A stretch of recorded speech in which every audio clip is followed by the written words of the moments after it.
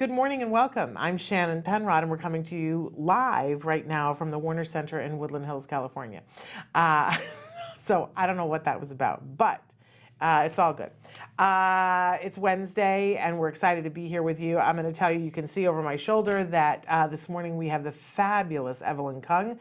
She's the clinical director for CARD. She's going to be with us in just a minute answering your questions. But before that, I want to remind you that this entire show is meant to be interactive. We want to hear from you. We want to know your thoughts, your questions, your feelings, your concerns, all of that. Traven is going to show you, as long as we don't have gremlins that come along, how to connect with the show. And there's lots of different ways, you guys. You can join us on our homepage, which is autism-live.com, and there is a chat that you just click on at the bottom of the page. It's like a little red dot that says chat. You click on that, it opens up a box, and you can type away in there and hit enter, and it shows up here on my screen. And in that way, you can be talking with me, but better than that, you can talk with the experts that we have on the show. But there are many other things that you can do on that website. We hope that you'll tootle around and push all of the buttons. In just a couple of days, we're going to be debuting our brand new toy guide for 2019, and I'm very excited and proud of that. It's a whole list of toys that are interactive and super and fabulous that we and a bunch of kiddos and a bunch of parents and a bunch of therapists voted on and picked our favorites. So that's coming out on November 1st, which is not that far away. So check that out. It's at the top of the page. It says Toy Guide. Right now you can look at the one from last year to get some ideas because it will go away in just a couple of days. So I don't know about you, but it's just never too early to holiday shop, right? But there are other ways that you can connect with us, and Traven has been showing those to you. Please participate in whatever way works for you. We love to hear from you on our Facebook and on our YouTube, on Twitter, on Periscope. We're on Instagram now. I don't even know how that works, but we're on Instagram.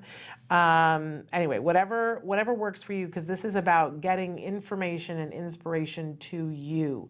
We do our show for the larger autism community. That means, of course, individuals who are on the autism spectrum, of course, but also all of the people who love them, whether it's parents, spouses, brothers, sisters, cousins, teachers, therapists, all the people who want to support individuals who are on the autism spectrum. That's what this show is for, to help all of us to get to the place that we want to get to, that respect and opportunity for people who are on the autism spectrum. That's what we're about here.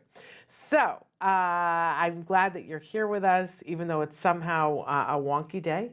It's just been a wonky couple of days, I think. So in any case, Evelyn Kung is here. I'm going to go ahead and introduce her. Hello. Hello. So thrilled that you're here. Thank you for inviting me. I'm thrilled that you said yes. And a lot of times on Wednesdays, we have Dr. Doreen, and we have a segment called Ask Dr. Doreen. Dr. Doreen Grant-Bichet joins us, but when she cannot, our first go-to is that we ask Evelyn Kung if she can join us. She's the clinical director for the Center for Autism and Related Disorders.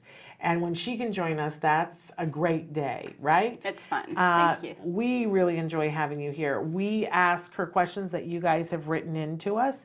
And we like to tell you at the start of this that there is no expert in any field who could give individual specific advice in this format. That would be a disservice to the individual, right? You want to have somebody who has eyes on the situation and can look at it from several different vantage points. So keep in mind that when you write in and ask questions, that be as specific as you can be, but Evelyn's going to give you information that is of a general nature. Yes. For you to take back to your expert and say, more questions, ask more questions now that you'll have more knowledge. Okay. So we really appreciate you taking the time to do that. Thank you for inviting me. So I want to start with a question that's a little bit interesting, and we're going to get your opinion on it. Oh, my opinion. What is your opinion on children's books for young autistic children? I find myself wondering if they might be better served by having more reality-based, engaging books rather than the typical cute but more pretend type books. And that's coming to us from Judy. So Judy, hello, and welcome to Autism Live. What do you, and you know I'm going to have an opinion, but I'm dying to hear yours. What's your opinion? I always go back to the idea that for a neurotypical child, every moment is a learning moment. And for our kids with autism, that is not always true.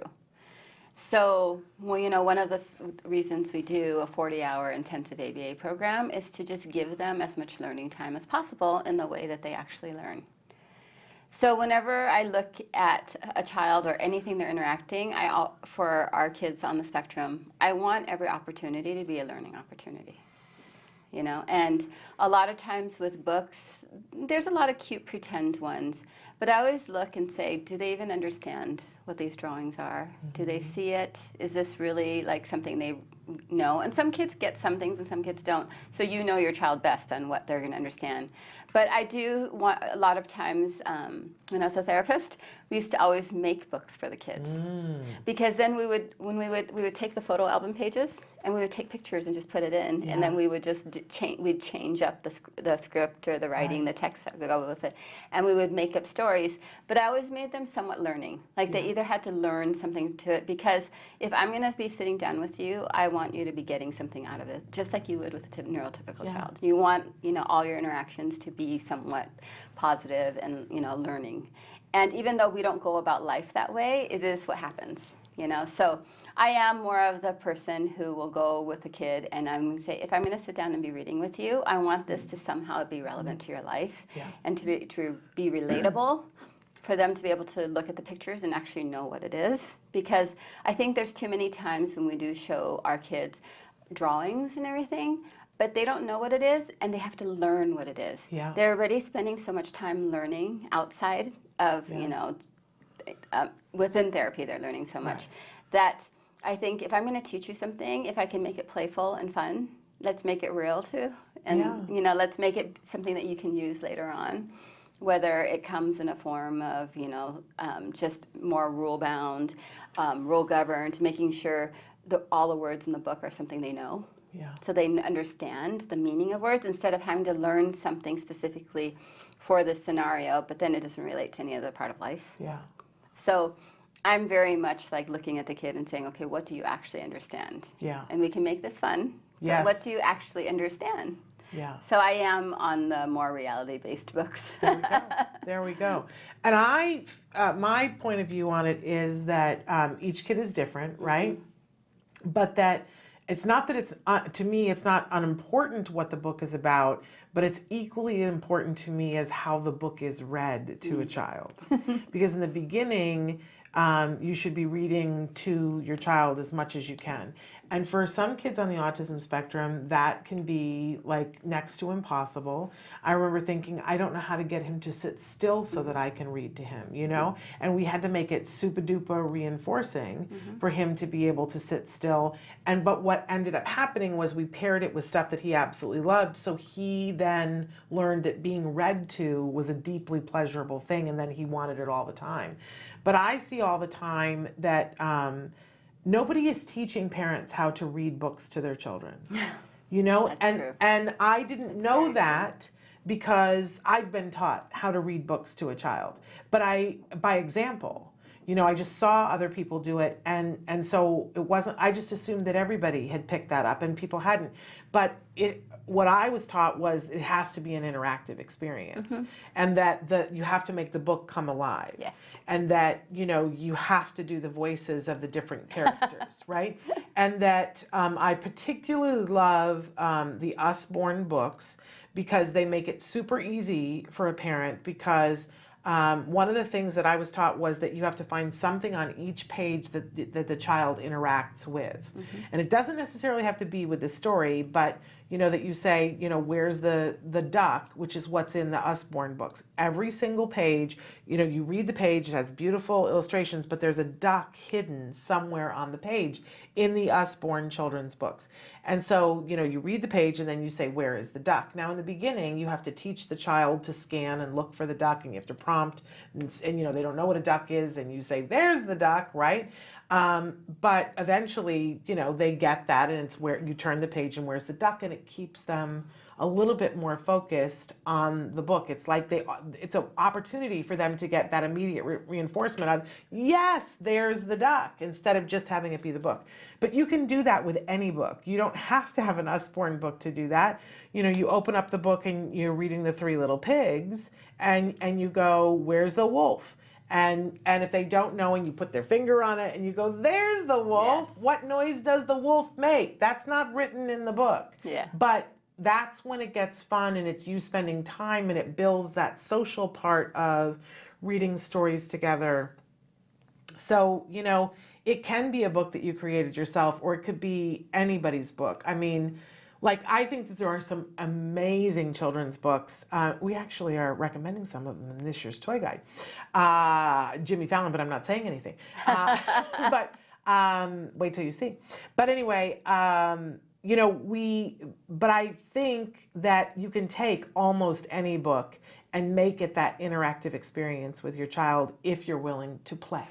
And I mean, in some ways, what I said connects to what you say, Yeah. because you're like, find the duck, and they learn to find the duck. I'm saying, hey, let's put all the names of the things that you know outside and put it in a fun place where it's a completely different setting and context. Yes. You know, and you'll see, I realized a long time ago, trying to get our kids to sit down and read was really hard. But once I started making sure they knew the names of everything, Yeah. Then they wanted to. they were okay sitting there because they knew what it was. Yeah. I think so many times we try to get the kids to sit down, but they don't know what any of the words mean. Yeah. And how hard would it be if we were doing this in another language and somebody was not explaining and just talking at us? Oh. I would just, like, after a while, just, you know, I'd be zoning out and trying to escape too. I feel like that with our IT people. And then, you know, they go, well, I'm learning that language. I am not. And to the point where somebody said something to me, they said something yesterday, and I was like, I don't know what that is. And he was like, what do you mean that? He was asking me to spell the rest of somebody's name. And he said, is it this? And I was like, I don't know what that means. And he goes, no, I'm asking you to spell a name. But I was that convinced that I didn't know what they were saying that I... That's hilarious. Yeah, whatever. Yeah. In any case, so, but I think the big point, the big takeaway here is read with your children. Yeah, and connect with them. Yes. You know, and they need to connect to something in it. And Yes. initially it seems very prompted and contrived, but that's okay. It is. Yeah, it's totally okay. And familiarity actually helps so many of our kids. That's why they like their routines. It's familiar. Yeah. So if you keep changing the book every day, maybe that's harder for your kid to sit there. But if you took the same book and just did it for a week, Yeah. by the 5th day, your kid starts to recognize things, starts to see the routine in it, and they're much more likely to stay Yeah. with it. And it's just familiarity, because familiarity for kids on the spectrum is comforting, routine. And, you know, and that's a really important point, because I think a lot of times as parents, we feel like we're not doing our job if we don't have a library full of books. But the truth of the matter is, when I think back on it, that after, like, we had way too many books than what we should have had, right? And so they just would make a mess from time to time. But when I would ask him to pick the books that he wanted, because Mom was going to do story time, there were like 5 specific books that he would have me read. And when it was Dad's turn, there were 5 different books, because we had ways of, like, there was there was a book called Wet Dog that my husband would read, and it was hilarious, and he always wanted Dad to read Wet Dog. He never asked me to read it. But the point is, you don't have to have a million books, but but they do like to hear the same books over and over. Yeah, they and over do. again. They like, I mean, that whole, like, routine rigidity, Yeah. you know, in ASD, that's kind of in that diagnosis, you can use it to the positive. Yeah. know? Absolutely. And by the way, there's no one who can read Go Dog Go like I do. So Dad could do Scary Skull Island, which was a pop-up book, and Wet Dog, but I have like a seriously competitive Go Dog Go. I'm just saying. I'm going to make her read this to me. In any case. All right. We're going to take a short break, and then we are going to be back with more of your questions. You can be writing in right now on Facebook, YouTube, or on autism-live.com. Stick with us right back after these messages.